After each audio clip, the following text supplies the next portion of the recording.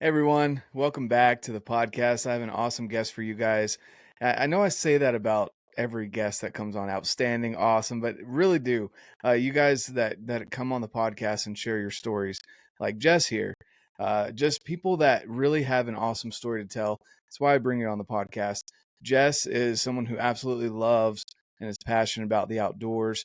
I try and get on as many women that are genuinely passionate about the outdoors as possible, because I want to show that it is possible for the men out there. I want to show that guys, you can get your women into it and they can love it just as much as you do, if not more, because there's some women that I know love it more than their spouses. And then on the other end, I want the women out there to see that it is possible, even in a very male driven society that hunting and outdoorsmanship is. I want to show that it is possible. So Jess just embodies that.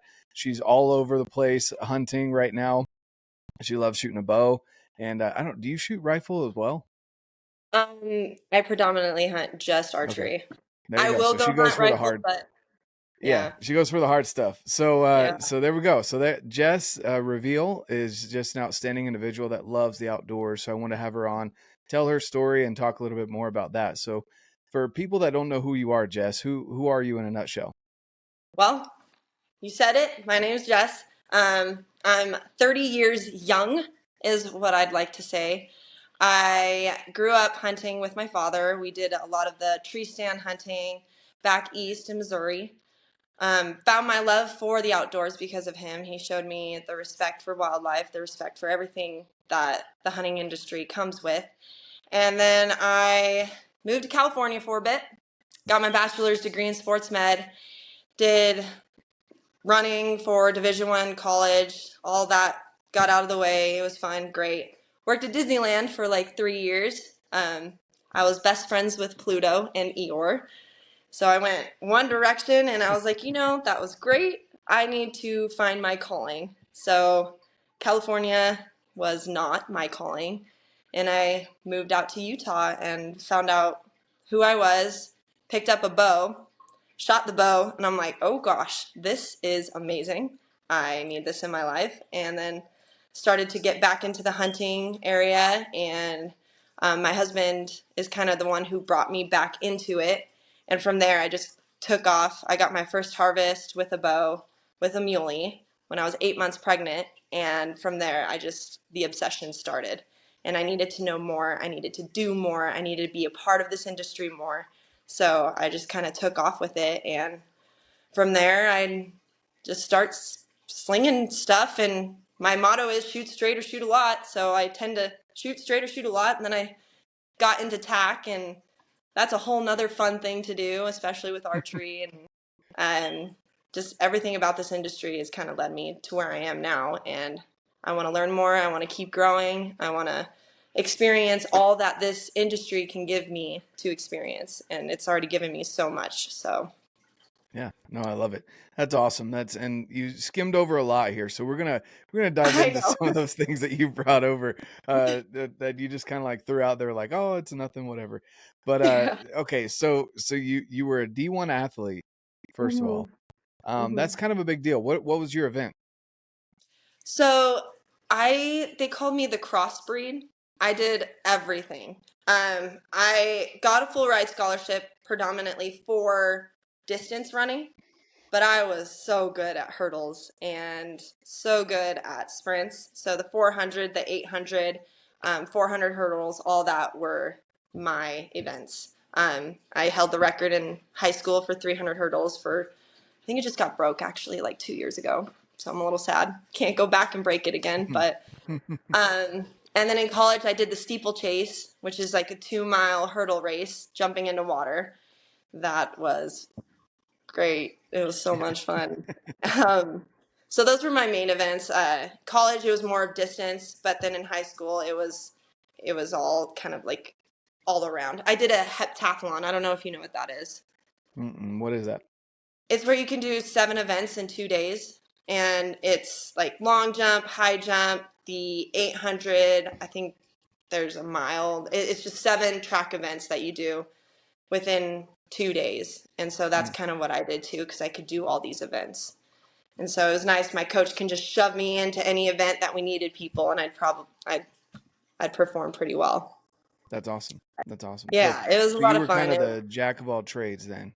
Yeah, exactly. Yeah, Yep. that's And I awesome. miss that part of my life. I still run. I just got done with a 10-mile run. I'm training to do a marathon here next year, so we'll see how we'll see how that goes. But That's a whole nother level of I'll just crazy. say that's a level of crazy, yeah, that I don't Yep. understand. I do not Nope. understand the running, the love of it, but it is what it is. Everyone's built different, and I didn't know about steeplechase until I think it was Cam Hanes had Emma Coburn Yes. Oh my gosh, I on the love Emma. podcast, She's and I was like, what is this steeplechase? And I looked at it, and I'm like, oh yeah, that takes running, and it's like a Olympic version of the Spartan almost. yeah, Spartan races basically. or Tough Mudders, I guess would be a better comparison. Yeah, yeah, it's just Mm-hmm. more clean, more refined, not as crazy. But yeah, no, that's it takes some skill. Yeah, so anyone that hasn't looked that up, definitely go look up the steeplechase event. It's different. It's It's not. tough. Yeah, yeah. That takes a good mixture of a lot of skills. Yeah. So let's see here. So you're D1 athlete, which again, that's a level that a lot of people don't ever really attain, Mhm. especially as someone who can fit into multiple different areas to build points for the team. And for people that don't know, I don't know a lot about track, to be honest with you. I had a lot of friends that ran track, but I know that there's team points, etc. when you go to events.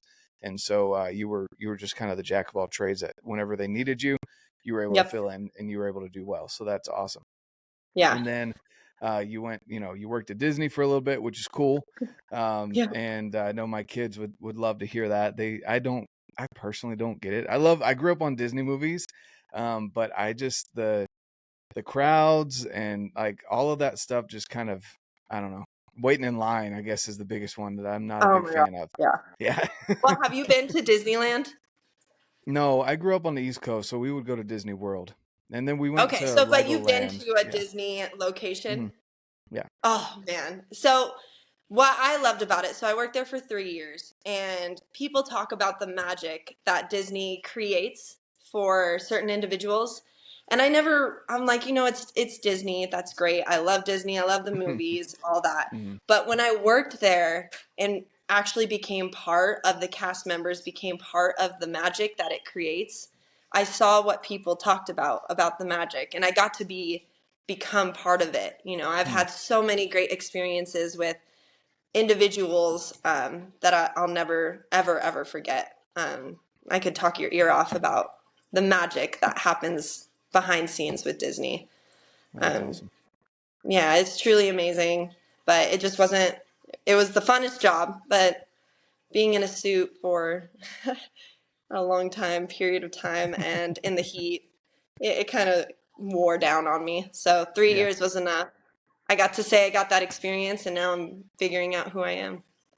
Yeah, I know people that loved it. I haven't really heard anyone that didn't like working at Disney, to be honest with you, but it is a hard job, and after a while, you're kind of like, yeah, that was a good experience, and let's move on. Yeah. Well, that's really cool though.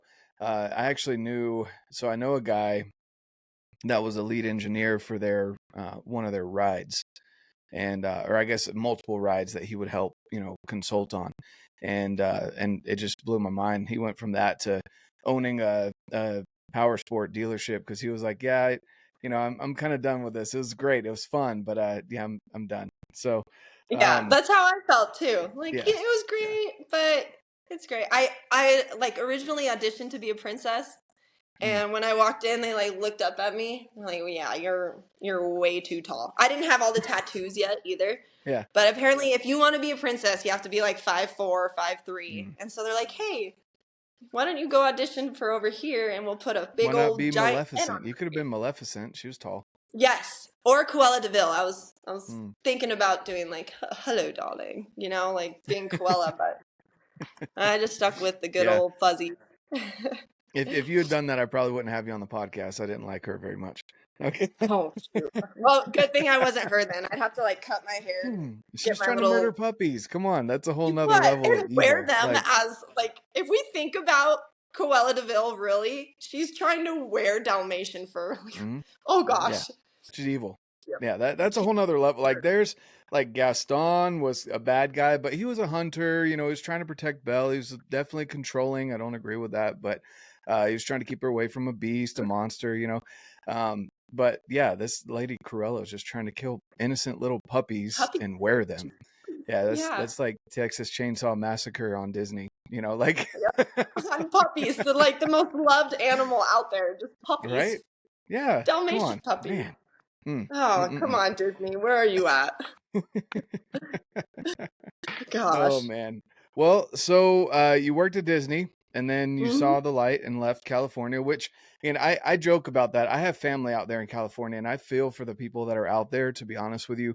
Um, California is a gorgeous state. It has everything from some amazing mountains to desert to the redwoods, which I'm going to take my wife out there to see hopefully within the next year. Yeah.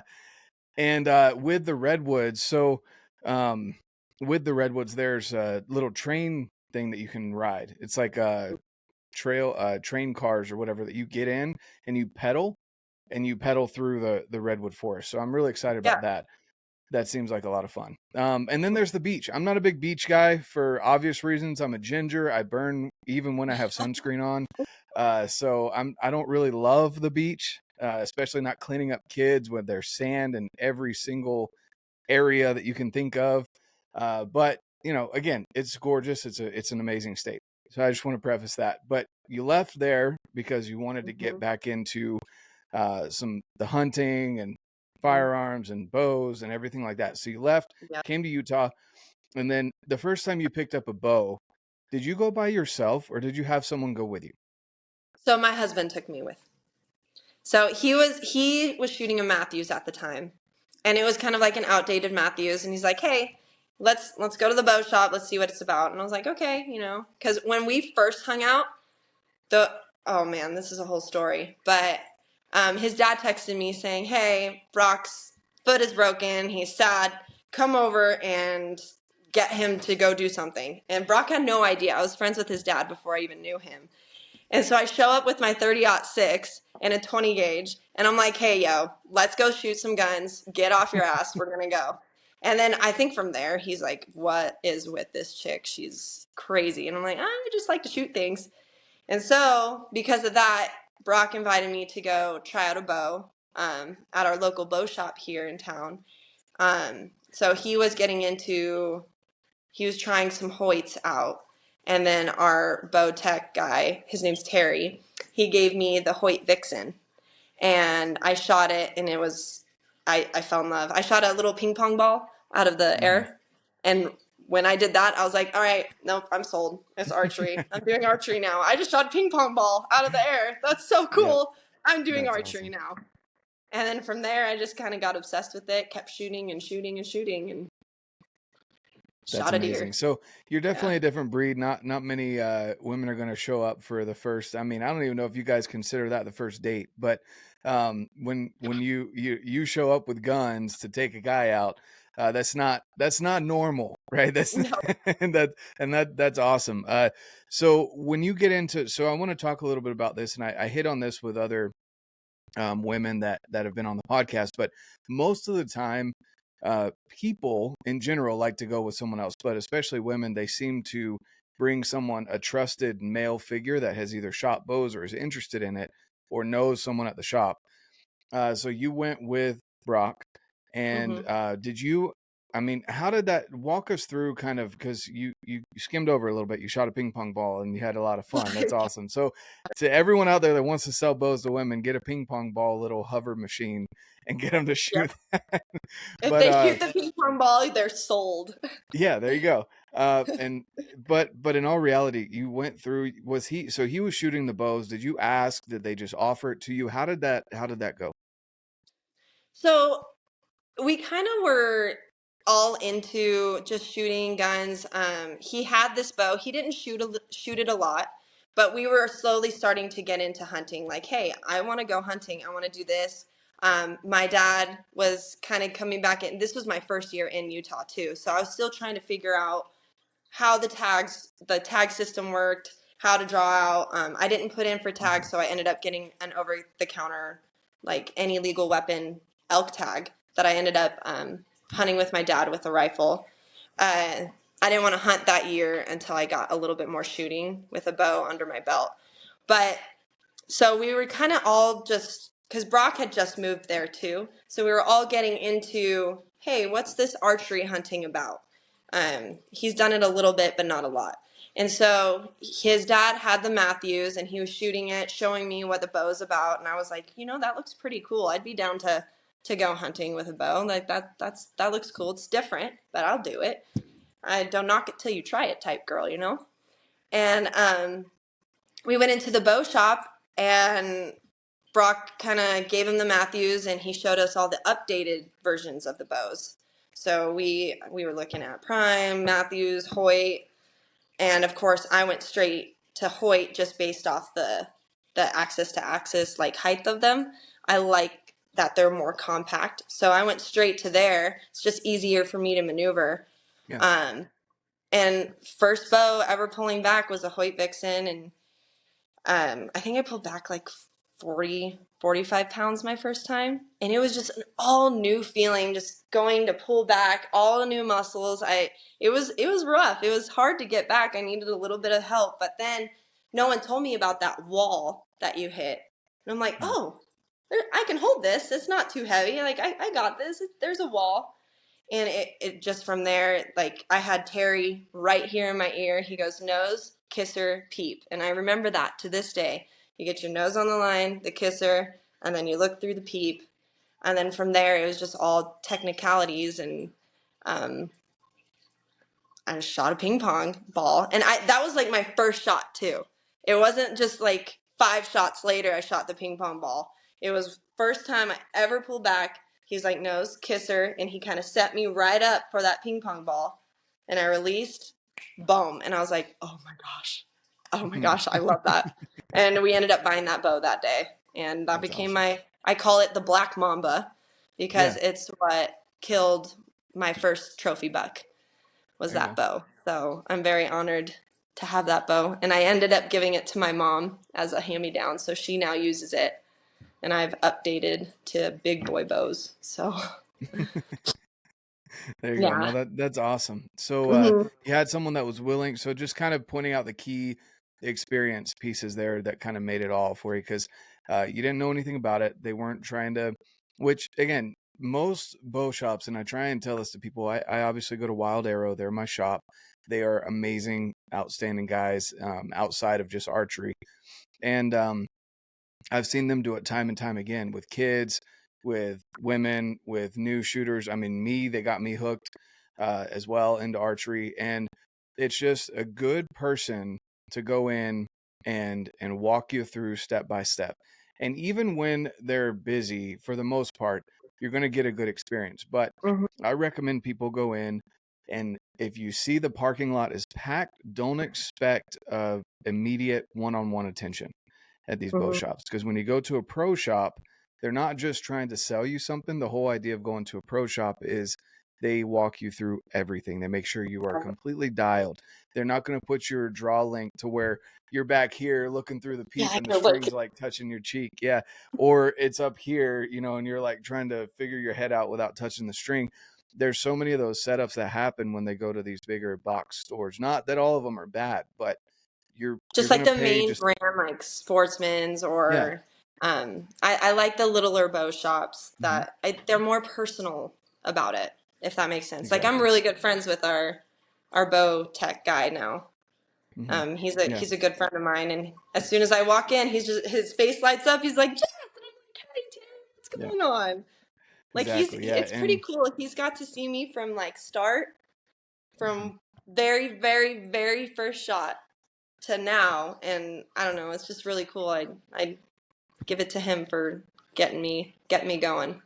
Exactly. Always a good Yeah. setup. Mm-hmm.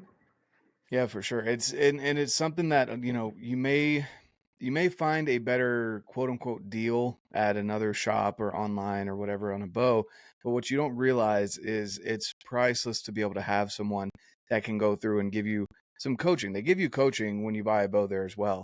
Most shops will, because again, you're supporting them as a smaller shop going up against these bigger Shields and Bass Pro and all these other places. you're giving them your support. They're going to turn around and they're going to be there for you. They're Oh going to yeah. make sure that things get taken care of. Your arrows cut right. Everything's fletched right. Things are flying good through paper. Like all of these things go uh, hand in hand with buying a new bow, not just picking up a bow from Amazon or one of Yep. these other bigger places and just getting it and thinking that you can kind of do it yourself. Um, I would highly recommend that people go find a good pro shop near them. There's so many across the Wasatch Front up here, but Mm-hmm. obviously my go-to is Wild Arrow. So that's where I recommend people go. Even if you can save a couple $100 going somewhere else and buying a bow, you still got to get it tuned. You still need help. You still need coaching. So Yeah, that's and just to what I touch recommend on to that, people. yeah, to touch on that too, um, a good shop is literally everything. So when I was at the Pennsylvania TAC this year, I was a damsel in distress. I was struggling. I could not hit 60 yards if it was the side of a barn. I was all over the place. It just wasn't working. I'm guessing my bow got bumped in the airplane or whatever. Mm. But this awesome, awesome, awesome gentleman came up and he was like, "Hey, you look like you are struggling." I'm like, "I swear I don't shoot this bad. I promise I don't shoot bad." That's what they all And say. he It's looked what at they it. guess. Yeah, no, I don't. I promise. You can ask everyone. I challenge people. I don't shoot bad. But he saw me not shooting very well. And it was embarrassing too. Like, I'm out there, kind of working vendors. I'm supposed to look like I know what I'm doing. But it wasn't happening for me. And so he grabbed my bow and I'm like, what is this man doing with my bow? And he literally pressed the bow without a bow press and he shoved a wrench in there. And I'm like, okay, this guy knows what he's doing. And he's like, your cam timing is off, your rest is off, like all this stuff is off. I'm like, what? Mm. He goes, that's why you're not hitting a side of a barn.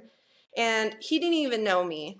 And he went around all the vendors, helped me out, got my bow set up to where I can actually shoot throughout the TAC, just for the TAC. And then he's like, okay, well, I work for this shop out in New Hampshire, and I'm the bow guy there. And send me your bow. We'll get you all set up. I'm going to get you a new setup. And so now him and we're pro staff together. I do shoot for him, and that's my shop that I go to now. He didn't have to help me that day. Mm. He could have just left me being a damsel in distress and figuring it out. And he actually got me into the big boy bows and helped me out and got me all set up. And now my setup is better than it's ever been. No, And that's I awesome. couldn't be more thankful for him and that shop, which is Yeah. LO Cody in New Hampshire. So I'm Yeah. very thankful for them. No, that's amazing. That's a Hmm. cool story, and it just speaks to the kind of individual that person is. Hmm. There's people that will go to these events and they're like so fed up with people, and they put their heads down and don't want to talk to anyone, and just kind of look at you and they're like, oh, that sucks. Whenever something happens, and again, I understand that mindset too, because if you're working with people all day, sometimes you can get burned out. But Hmm. it does speak volumes about that person, going above and beyond in that Yeah. situation. So that's awesome. So let's talk about, I guess, poundages. I think most, and okay, let me clarify here. When we say women's bows, most of the time that just simply means it's a lighter, smaller axle to axle, and has, when I say lighter, is in actual physical weight, and then Hmm. also lower poundage. That's really what a women's bow is. And it comes in, cutesy colors like pink and turquoise and all this other stuff. Those are Yeah. things that would, I mean, they market to women, but a kid can shoot them. A guy could shoot them. If you're a smaller stature dude, they make them in all black. You don't have to say it's a women's bow, whatever. But Mhm. when you say you started with 40 pounds, you worked your way up there, what are you currently shooting as far as poundage goes? I shoot 56 pounds now. Okay. And so Yeah. I know there's some states, and I don't know because I haven't really been on that boundary of what the limits are, but some states don't allow below a certain poundage to be able to Hmm. shoot.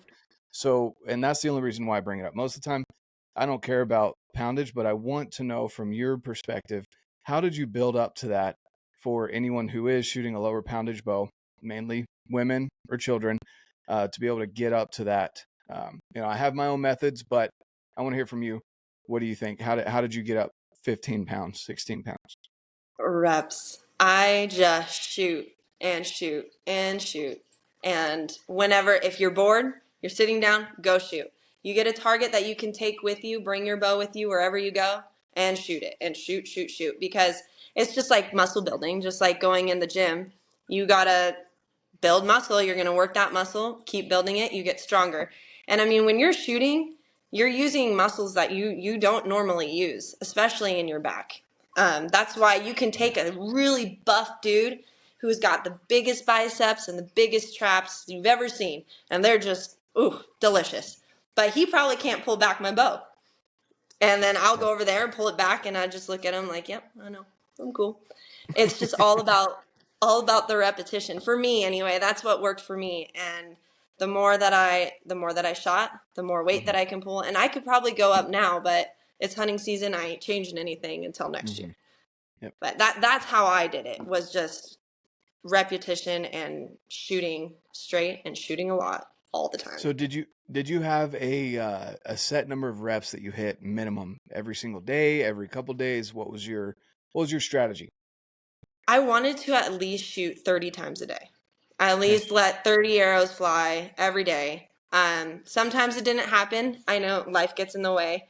But if you can even get 10 reps in, that will help you in the long run, rather than just sitting on your butt and not getting the reps in. I know it's hard to what's nice though is you can go take a bow and shoot it anywhere. Yep. It's not very loud.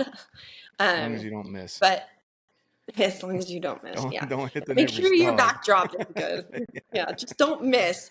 Yeah. Even if it's like a 15-yard shot. No It's sky all drawing. Yeah.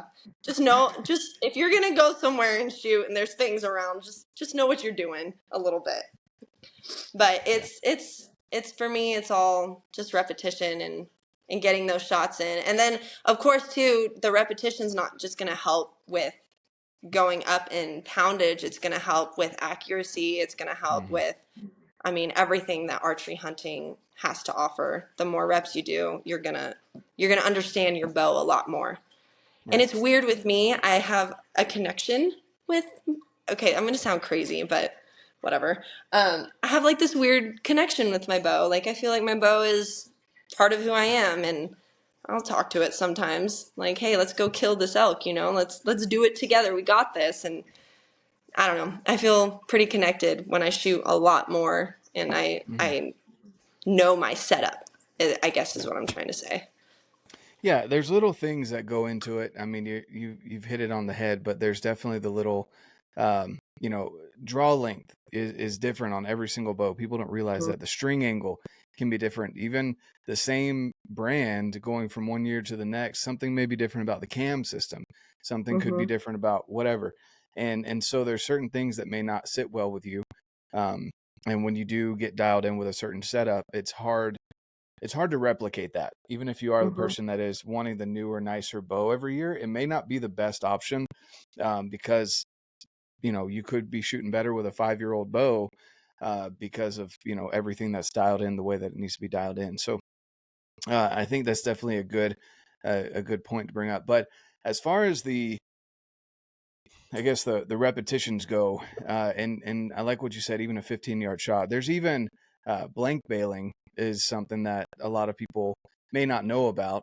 It's something that you don't have to have like a literal bail of anything, but just get a target that will withstand you shooting really close, and go through your reps in your garage. Even you can do it in your garage if you have a basement that's got a concrete wall backdrop, whatever. Do that. I joke about sky drawing because there was a guy, he was out, I can't remember what state he was in, but he was out cutting his grass, and he actually had a broadhead fall from the sky and hit him in the head, and he had to go to the hospital. Some idiot was out there, and as he was drawing, he accidentally hit his release or wwhatever happened, and it went way over and hit the dude. He just happened to be in the right spot, right time, and so that's why I'm like, if you check your local laws, right, make sure you can actually shoot where you're shooting. But even if you can't shoot outside, make a spot in your garage or whatever that's, again, got a really good backdrop, and go 5 yards, maybe even at the most. Yeah, I 5 mean, that's feet how they is paper fine. tune your bow. It's like Hmm. 5 yards. I mean, Exactly. just shoot it. That's Exactly. Just get crazy out and get though. those repetitions. Yeah. Yeah. It was a crazy story when I saw that. I was like, this can't be real. No, it was real. He was in the hospital. They had to pull it out. And I'm like, Was it oh good? man. Yeah. Like I mean, it had lost so much energy by the time, like it had, cracked a little bit, but it wasn't like in his actual brain.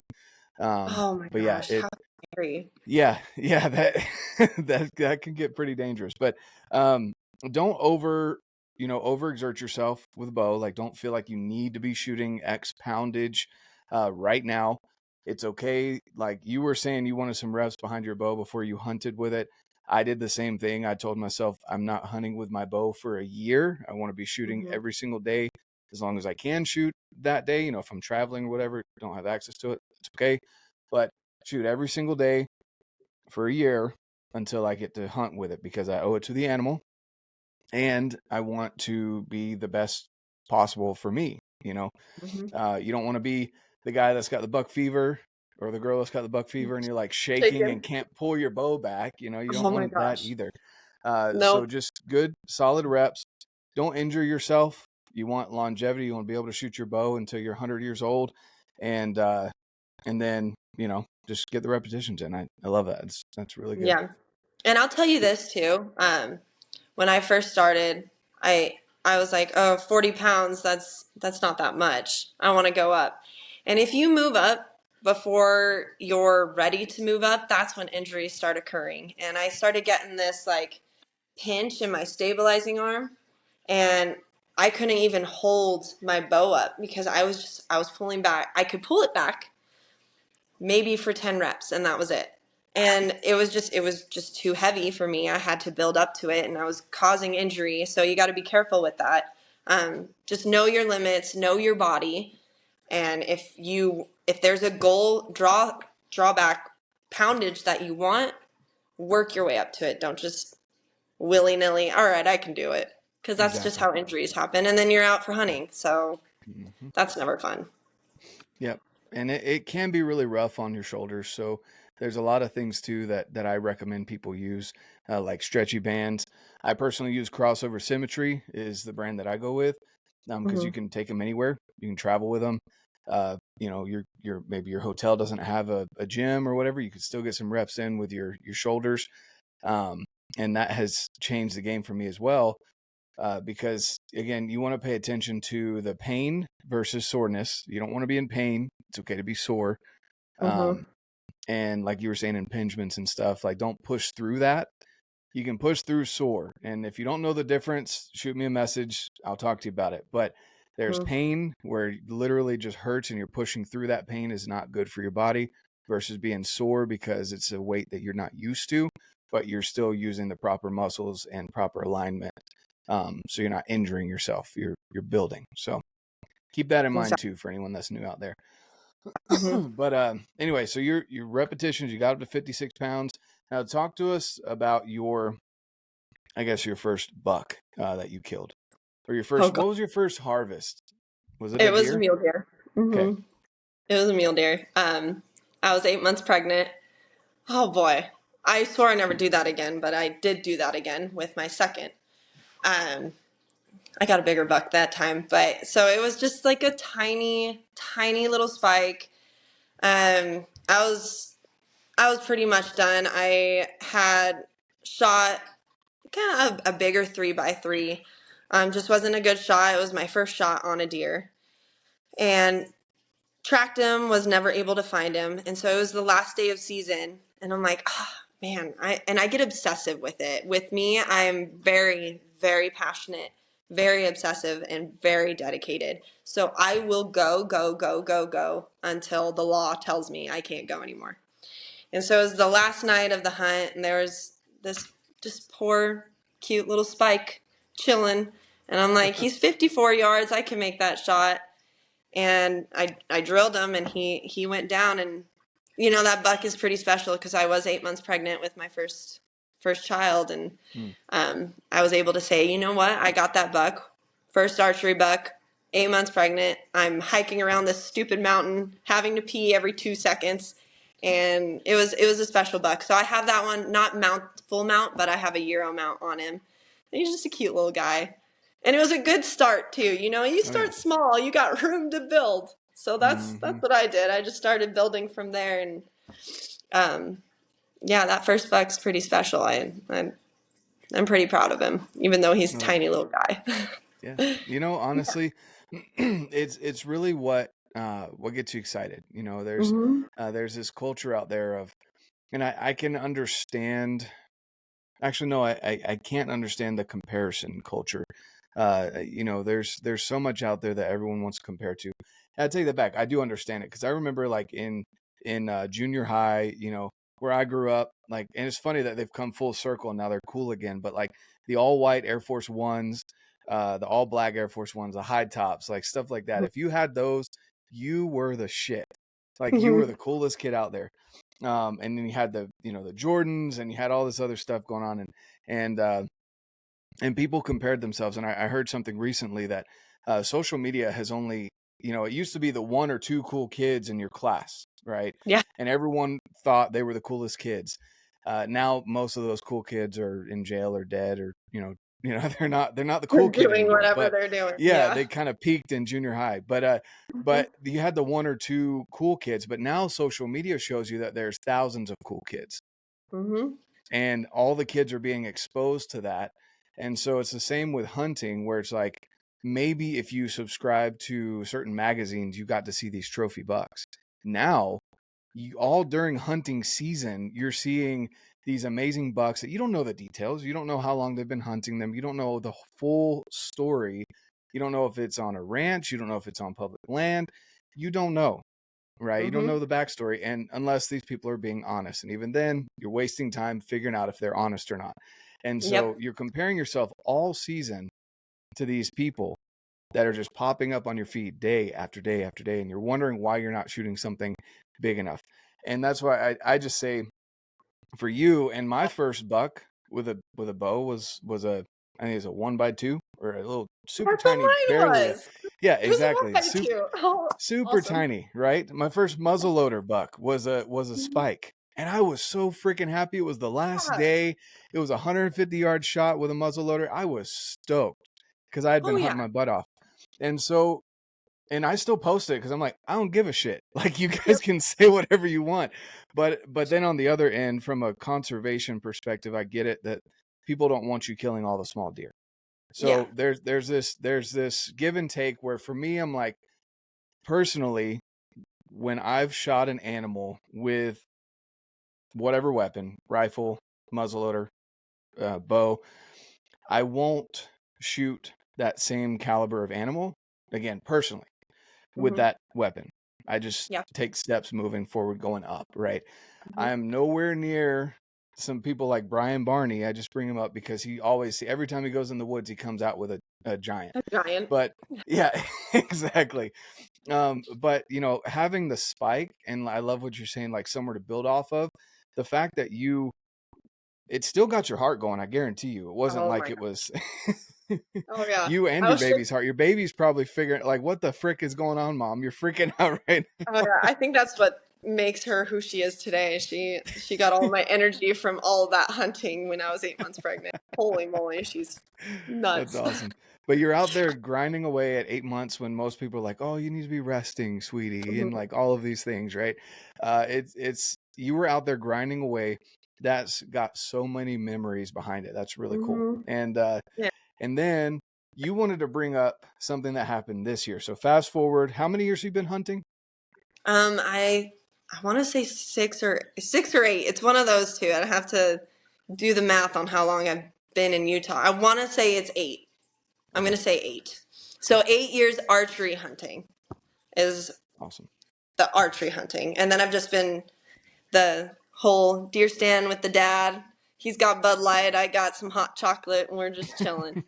And I'll tell you too, when I sent a picture of that small buck to my dad, he flipped. He Mhm. lost it. He was so excited.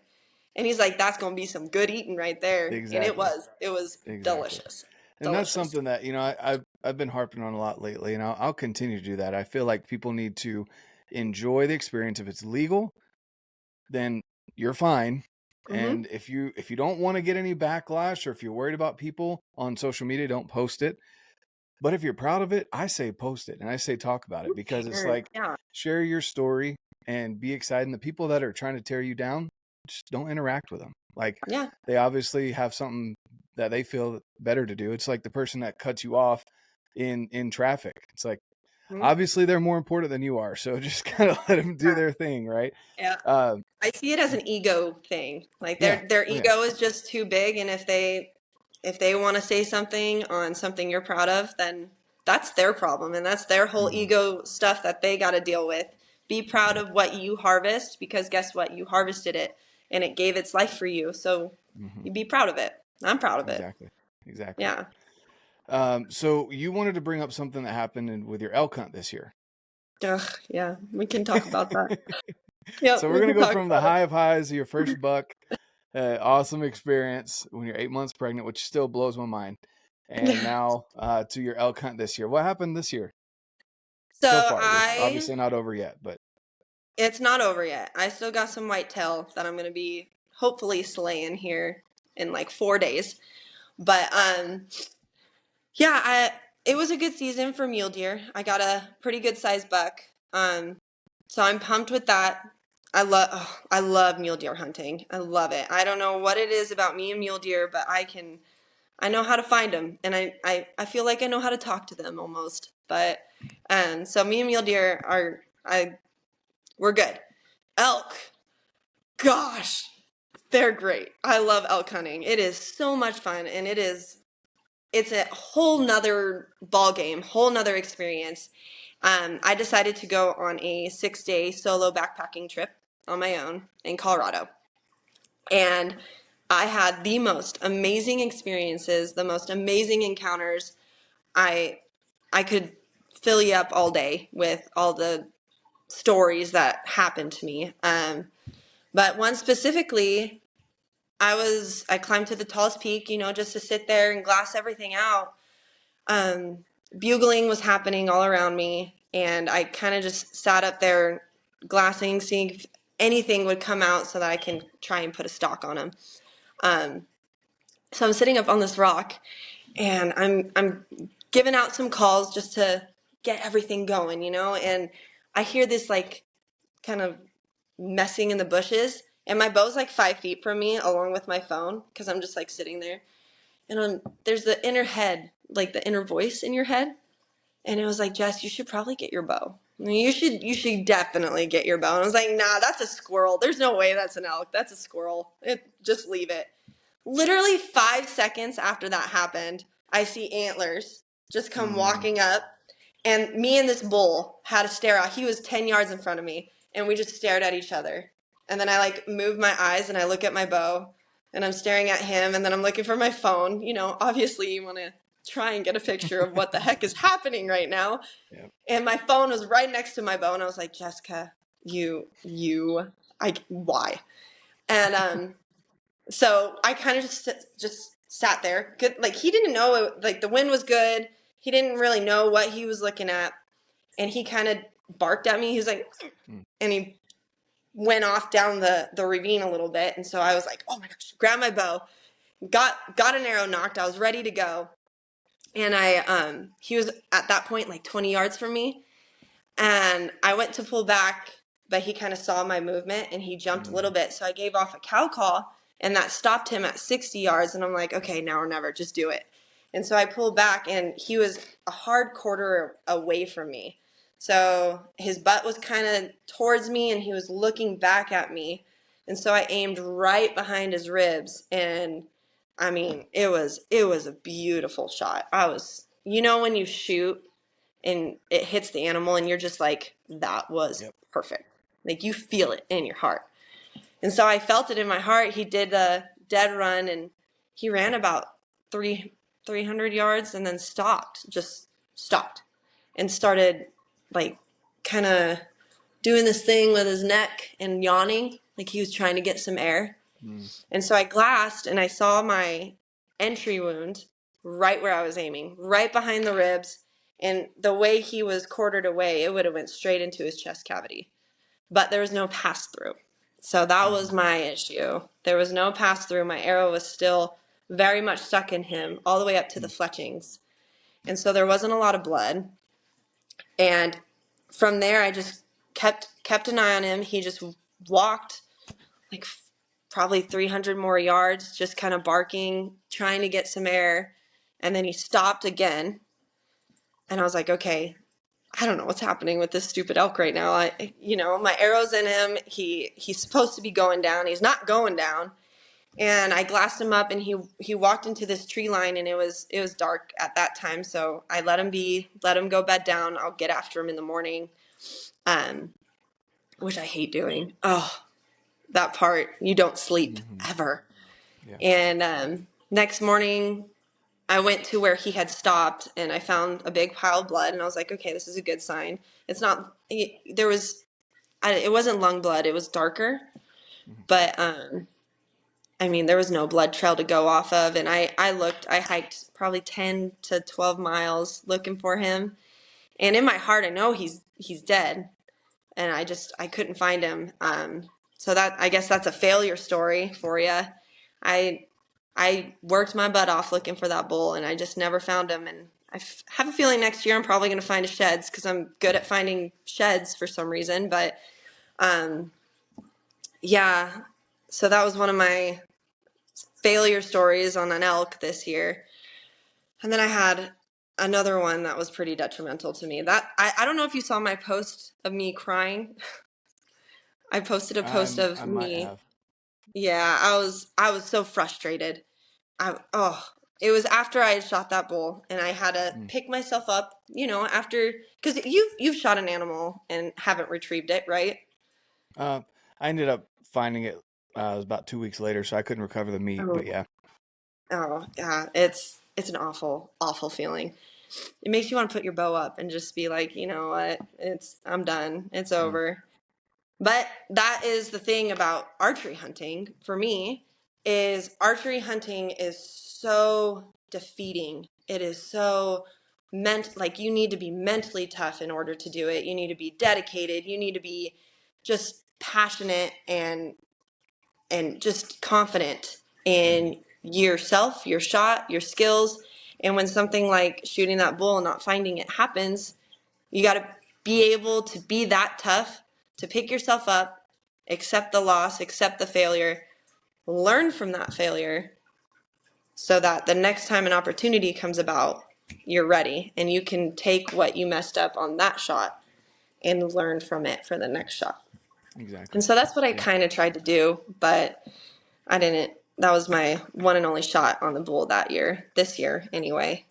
I got within 20, I called in a giant 6x6 bull, and he was like 20 yards from me, but the wind swirled, and I literally saw his nostrils flare up right when I was about to pull back on him. And those big animals tend to disappear very, very, very quickly. And so I got busted on that one. That's when I posted the video of me crying. It was either cry or throw my bow, which I feel like the shop would have been kind of mad I threw my bow. So I didn't throw the bow. I just started crying, and I was like, I want to record this so that people can see the raw emotion of archery hunting. And yeah, people could call me a baby or whatever, but I just was so frustrated. The only way to release that emotion was to just let the tears come and explain my frustrations of elk hunting in general. Sorry, that was a really long story, but No, yeah, no, that's definitely something that, people need to understand as well.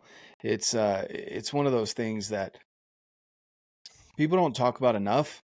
And I feel like there's been a push for it lately, and I appreciate that when people talk about it, but I don't have a fear, and it could be, so there's a lot of stuff going on obviously with the outdoors industry, and people want to show the best because they're looking for deals or whatever, partnerships, etc.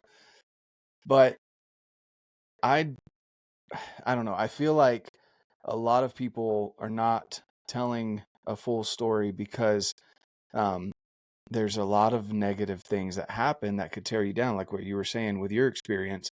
And I've had plenty of days where I go out and come back and there's nothing. And of course, my kids are really good at asking me if I got anything when I get Yep. back. And I've had the conversations with my kids too of like, well, why do I still do this if the majority of the time that I go out, I don't get anything. And so, you know, that was a big thing that for me, I jumped from rifle to archery because I wanted a little bit more of a challenge. I was 100% Mhm. on my rifle tags. There weren't anything, again, nothing huge, so I could have stepped up the challenge that way of getting bigger deer, but instead I moved over to the archery challenge. And you have to be okay, and I say okay, you have to be okay learning from your failures. Don't be okay with the Mhm. failure per se, but you have to be okay with learning from failure because the failure is going to happen. There's so many things that can go wrong with a bow. There's so many things that can go wrong with archery hunting. Mhm. And so all of those reasons are reasons why you should understand that before you get into it. It looks cool. It looks cool on Instagram. It looks cool watching the arrow fly. It looks cool on YouTube. It looks cool with all these videos, but you're not seeing all the work that these people have put in that get these animals on a consistent basis. Mhm. And people It's like Elk so much Shape. work. Yeah, like Dan. Mhm. He's a good buddy of mine at this point, and he is someone that lives the life to a T. And he didn't fill all of his tags this year. Mm-mm. And he isn't okay with failure, but he picks himself up, learns from it, and moves on to the next thing. And he preaches that, but he also lives it. And so people that are looking to get into it need to understand you can, you know, if you're going to hunt out west with a bow, you've got to put in the time, like you were saying earlier, the repetitions. You have to train your body physically, you have to train Oh mentally, yeah. um, and you need to train with your bow because, Yep. I mean, one little bump and your sight is off. One little fletching torn is going to throw your arrow in a different direction than where you're aiming. Like all of those things can happen with a bow that don't happen with a rifle, you know? Mhm. So things like that, people need to understand. So I appreciate that you share, you know, whenever you have those failures as well, so other people can learn. Yeah, and that's why it's so important to know your setup, um, just so that you know you can tell when something's off. And if something is off, it's important to know the setup so you can fix it. So I won't go out unless I always have an extra release. You never know because I mean you could be out there, you break your release. It's like what do I do now? You know, I mean Mhm. you can try and be, Or you lose oh, it. I don't know, all cool and use your fingers, but good luck with Yeah. that. I mean, even that, just going from a release to using fingers, your shots are going to be off. There's no way it won't be. Um, so I carry Allen wrenches with me just in case the sight gets bumped or something happens to the cams, anything extra release. You got to prepare Hmm. for something to happen. Because like you said with archery, anything can happen. Anything. Yeah. It's tough to make it perfect. And if you finally, in my eyes, how I see it is it's a win if you get within range of an Yeah. animal. It's a win if you can pull back on an Hmm. animal. And then it's even a bigger win if you hit that animal. And then it's the ultimate win when you find it. But either way, those four stages, it's its own challenge each stage. So 100%. yeah, it's awesome. 100%. That's why I love it. Yeah. I definitely challenge people to go out and test themselves like under duress. Go, I wouldn't say go running, but maybe that's your choice of pain. Go for a run, go work Right. out hard, go do a high intensity workout and mix in shooting your bow, obviously in a safe environment with that and see how you react. Are you able to even pull Mm-hmm. back your bow when you're tired? Because you're going to be tired up Yep. in the mountains. Or even if you are hunting Midwest and Eastern states, whitetails, you've been sitting there all day. Are you going to be able to pull back your bow? You don't need to shoot the 80 pounds just because it's cool. You need to be able to Mm-hmm. shoot it good and sitting down. Check and see if you're overbowed or not. If you can't pull back without doing one of these numbers, you know, I know. throwing your Backing it whole up. body into it. Yeah, Yeah. exactly. I mean, I've seen some scary draws at Total Archery Challenge and things like that. And Oh yeah. that should be the last thing that you're concerned about. If you can't pull back the poundage that you have, turn it down, lose your ego, get repetitions, and you want to be able to do that better, Yeah.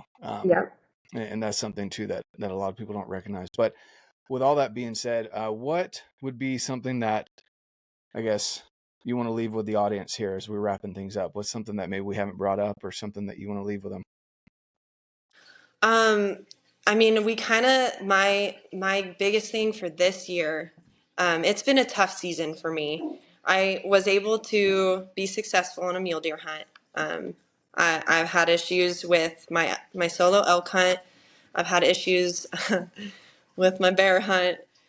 So it's been a tough season, and so I just want people to kind of know that it happens.